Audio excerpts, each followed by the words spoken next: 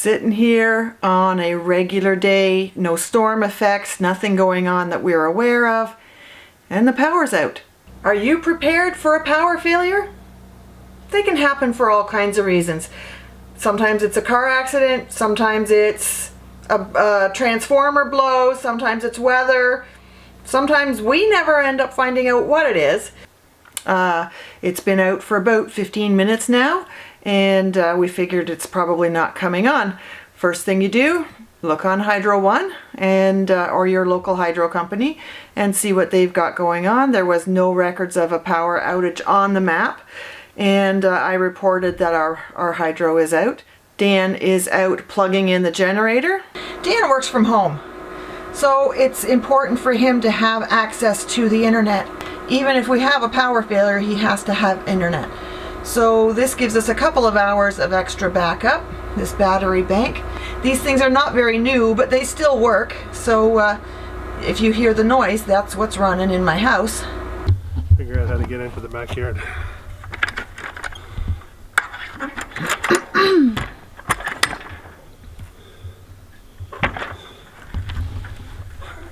I have to go around. You thought it was on the other side of the gate, did you? Yeah. So we have a gate, and this gray thing right in the foreground on the right side of the screen is a Generalink. We can plug our generator into that, and it runs to our fuse panel, our breaker panel. Dan has to figure out how to get the gate open. He thought that he thought the gray box was on the other side of the gate. We need a generator shed. We need a generator shed.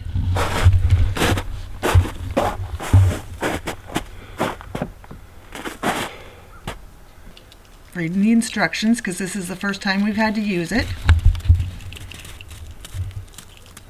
Do not plug in or unplug while generator is running. I plug it in first.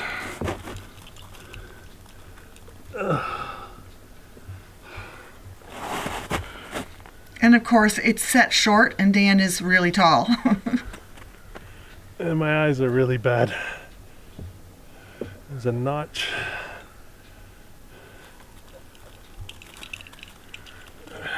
Bloody hell.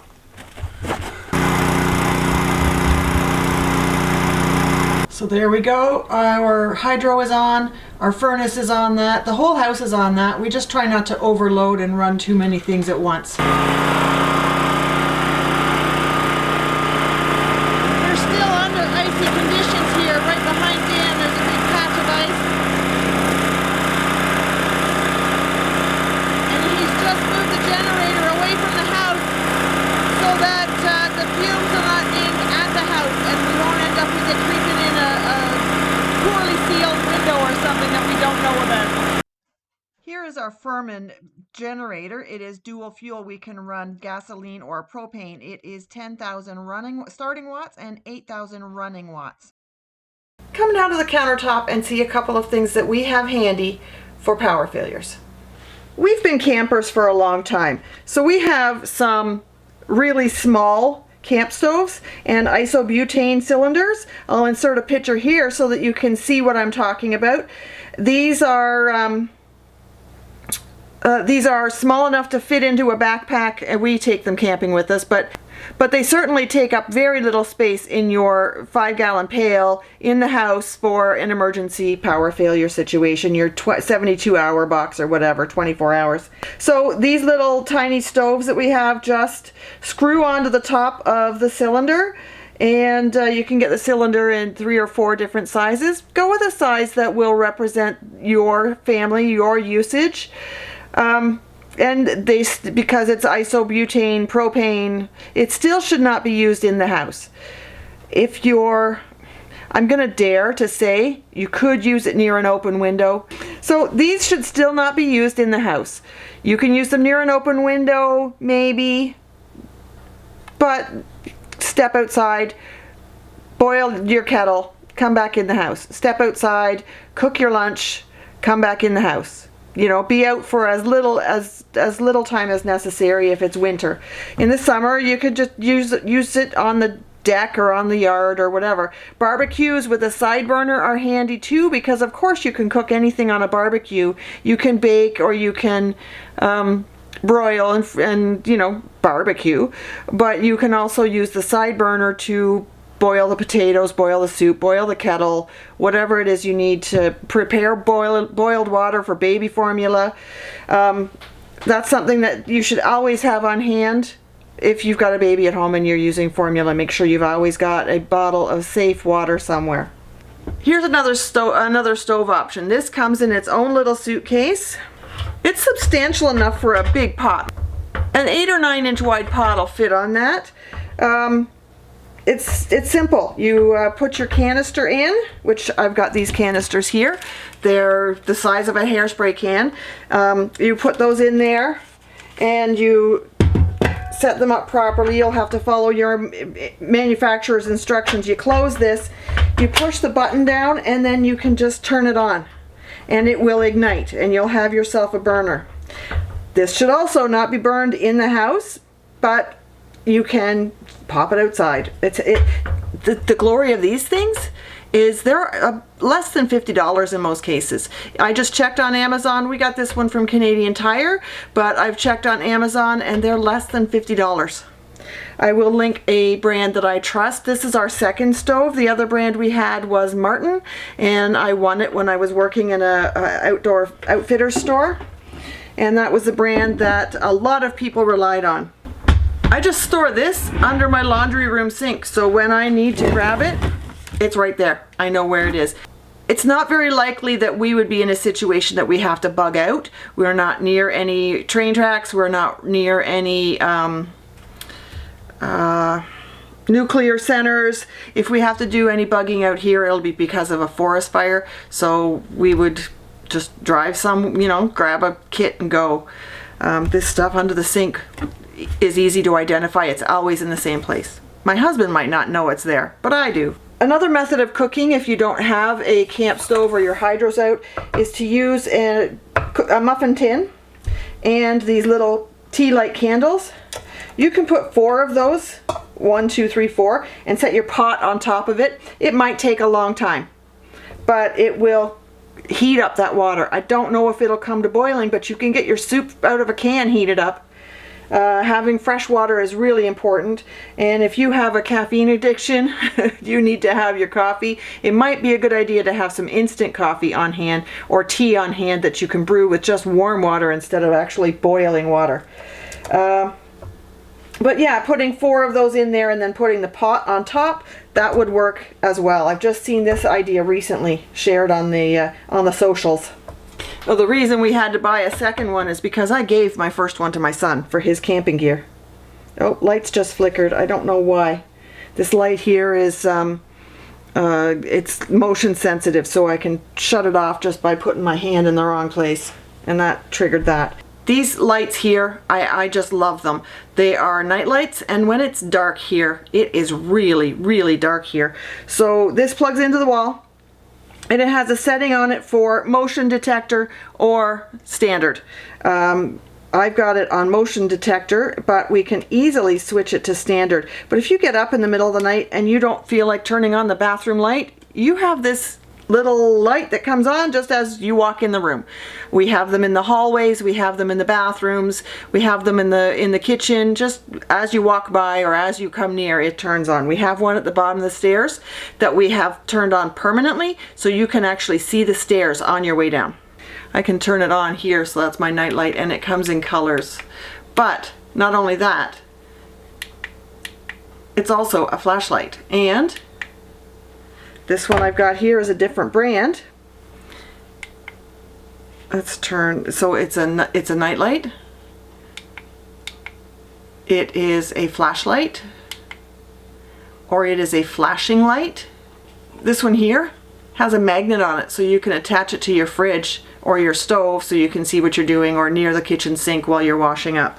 A number of years ago, before my channel became Buttercup and Fern Homestead, it was called Mama Bear's Backpack.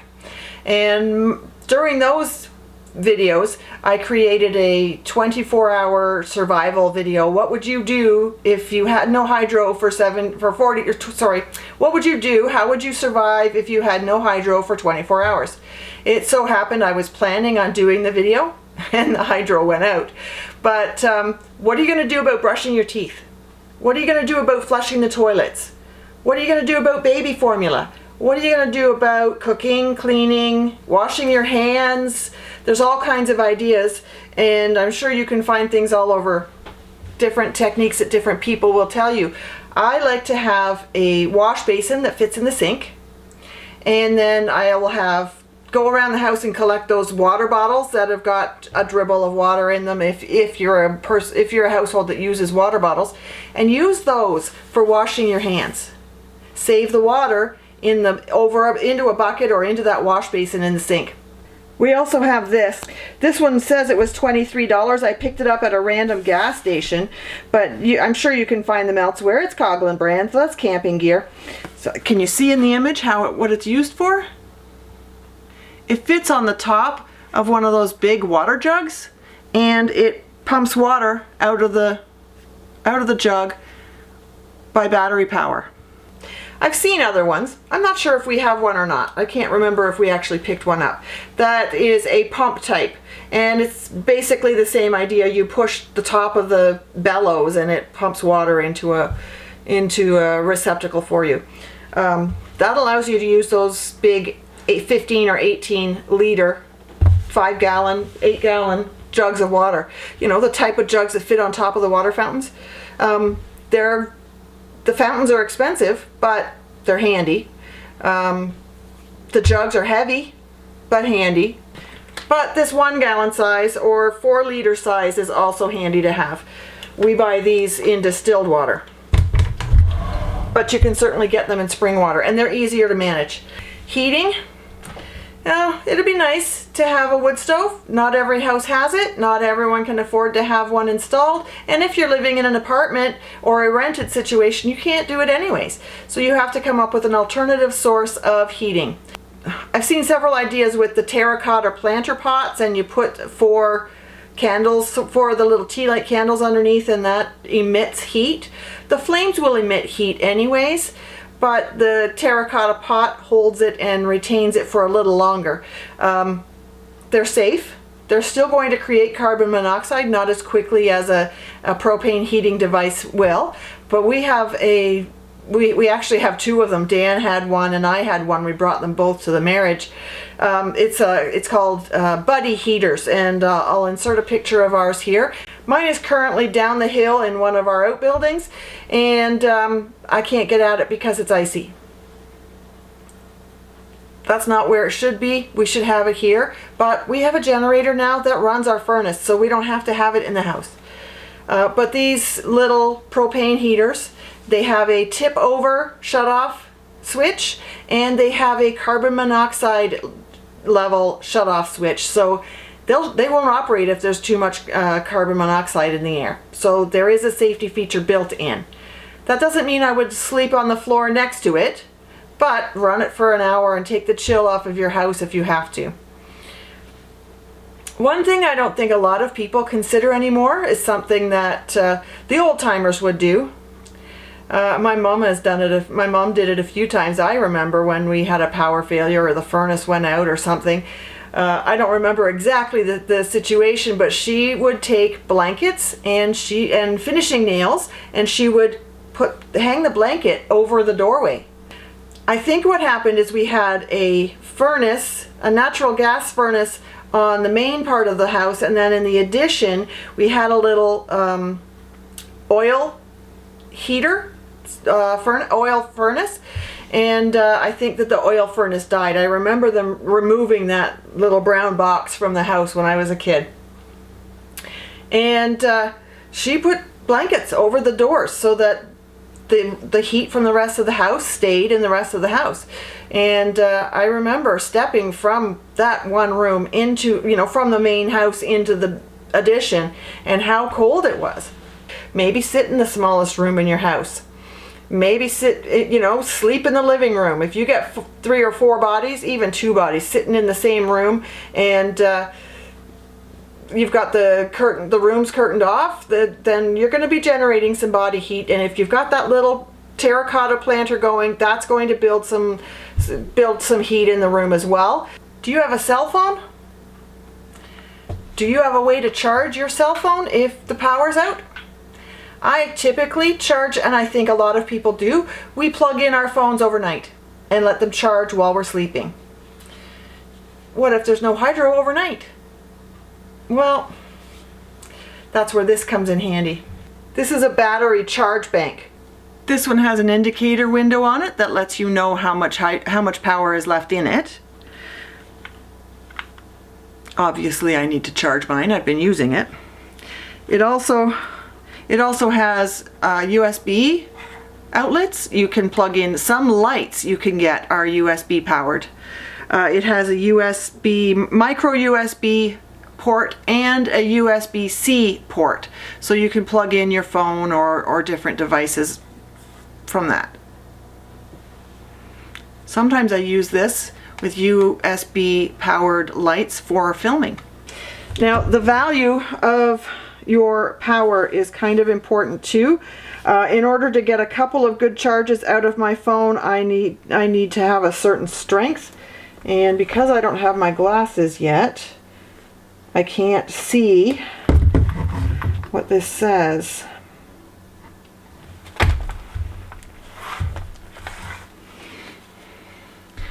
So this one, I'll link down below. This one has 30,800 milliamp hours available to it. You can find a lot that are 5,000, 8,000, 10,000, but this one is 30,000 plus. So I trust this. Now it's a bit heavy. It's probably as heavy as my cell phone is. But it's also the same size my cell phone is. So that's easy to pack together. Then you know where it is and you know what's in the package with your phone. It's just, you need to keep it together. Now remember to keep your cords available too. Did you know you can flush a toilet without actually flushing the toilet? You can either put clean water in the tank and flush it that way, or you can take your gray water, like I was mentioning earlier at the sink. You can take the water left over from washing your hands, brushing your teeth, washing up, whatever it is you've done in that wash basin or a bucket, and you can pour that water into your toilet bowl just with some force above it, so you hold it up a little bit, and it'll flush just by gravity, it will flush stuff through. And then you're not worried about wasting your drinking water just to go down the drain. Save the water that you're going to be using from other things to do it. In order to reduce the amount of dishes you have to wash during a power failure, it's good to have some paper plates and reusable water bottles on hand so that you don't have to wash dishes. My water bottles are always on the go. Sometimes when I'm canning, my canner isn't quite full enough, and I don't want my jars to, especially in a water bath canner, I don't want my jars to tip over. So I'll put in a dummy jar and I'll put a good lid on it so that when it comes out, it's been boiled. And it'll seal, and it's going to be safe drinking water for an emergency. It doesn't take up any extra, it doesn't cost anything extra to create it. We have good well water here that is both particle filtered and UV filtered, so our water is safe. Now, when there's no hydro on, that UV filter may not be working. So and if you do get your pump working, or you're able to get pressure out of your lines, that water hasn't been UV treated, and you're putting water through your whole system, all of your pipes, that hasn't been UV treated. So there's risks with it. This kitchen is warm. It doesn't matter what I'm doing, this kitchen is warm. I think I found the warmest space in my house, right here where I'm standing. And there's no appliances on. I have one light right here. I have one light bulb on right there. Oh, and there's a light behind the camera. One of them is generating a fair bit of heat, I think. So we've addressed water. If you are bringing water out of your taps and that's all you've got available, then You know, if you know there's going to be a power failure, you know there's a thunderstorm or a heavy duty ice storm or something coming, and you get that first slight flicker of hydro, you know, the first slight flicker of the lights, you could fill up a liter, or you could fill up a couple of jugs of water at that point, but it's better to have some on hand as well, and fresh water out of the tap right at the last minute. We had no indication this was going to happen today. It just lights off everything.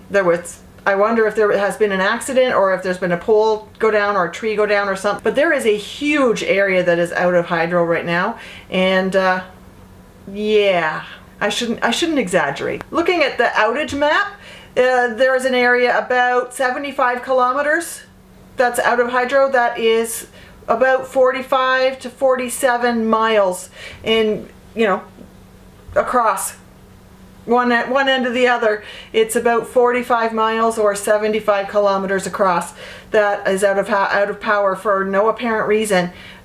It's probably a transformer. I'm glad that it's during good weather. It is mild outside today. There is no wind to take away any house temperature, so we're not going to feel the loss that way. And we're just running on a generator.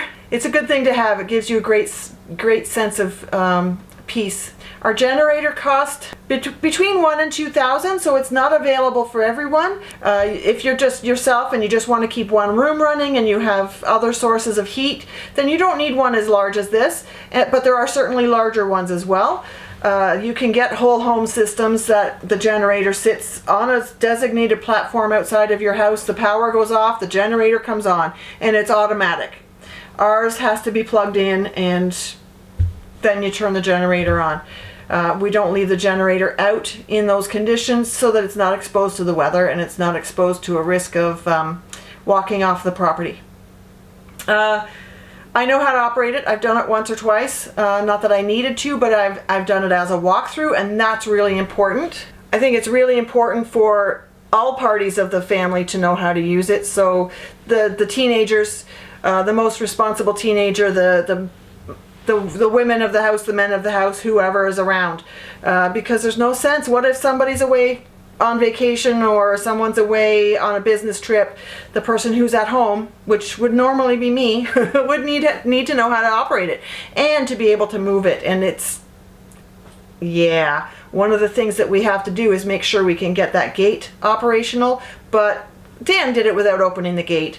So being able to get the generator within extension cord reach, within 25 feet of that switch.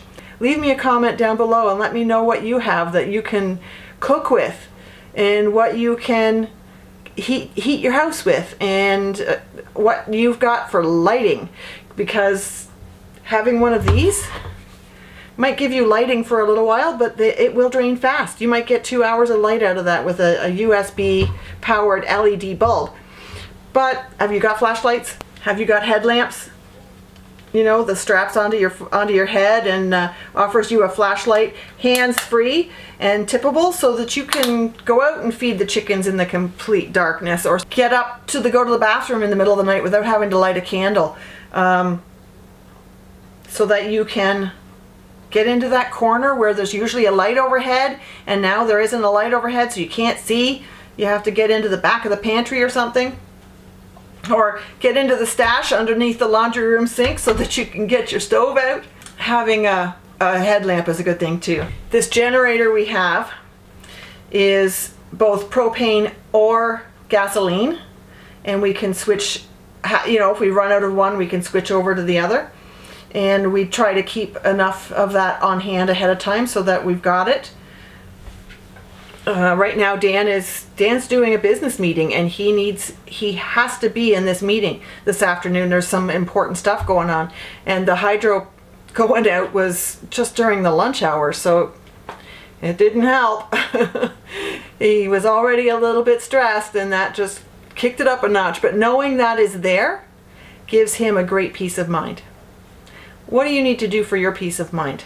What is missing in your heating, lighting, cooking, water, sanitation, and general well-being during a power failure?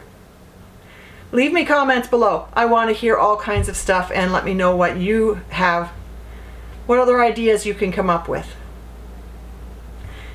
Thanks for hanging out with me today, guys. I'm going to go see if that switch has come back on to let us know that the hydro's on. See you next time.